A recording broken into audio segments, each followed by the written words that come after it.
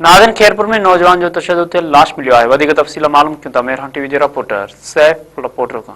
जी सैफ, वधिक कहिड़ा तफ़सील आहिनि? जी, खैरपुर में शालाती थाणे जी हद लियाकत नेशनल स्कूल भरिसां शहबाज कॉलोनी खैरपुर जे रहवासी 26 साला नौजवान उमेर अली पुट महराफुल पुट तशद्दुद थियल लाश हथ आयो आहे। नौजवान जो तशद्दुद थियल लाश ॾिसण खां पोइ इलाइक़े वासियुनि तरफ़ां हद जी पुलिस खे इतला ॾिनो वियो, जंहिंखां पोइ पुलिस वाक़े वारे हंध ते पहुची लाश खणाए सिविल अस्पताल खैरपुर मुंतक़िल कयो। होॾां फोती नौजवान जे वारसनि जो चवणु आहे त फोती उमेर अलीअ खां हथियारबंद फुर कई यूनिवर्सिटी साम्हूं मोबाइल फोन फुर कई वई, जंहिंखां पोइ हिन फोरन जो पीछो कयो ऐं फोरन खेसि पिस्टल जा बट हणी सख़्तु तशद्दुद कयो, जंहिं सबबु हू फोत थी वियो आहे। वारसनि मूजिबि मक़तूल जे लाश जो पोस्टमार्टम करायो पियो वञे।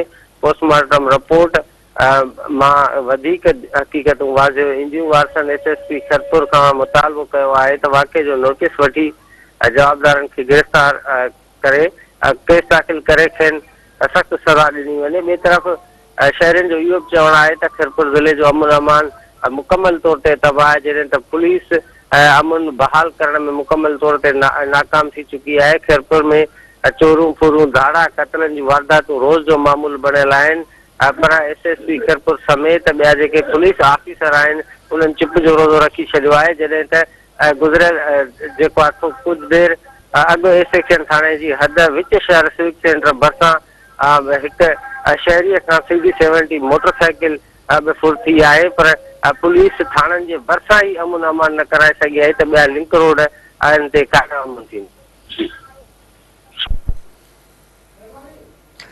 सैफ, अवां जी महिरबानी।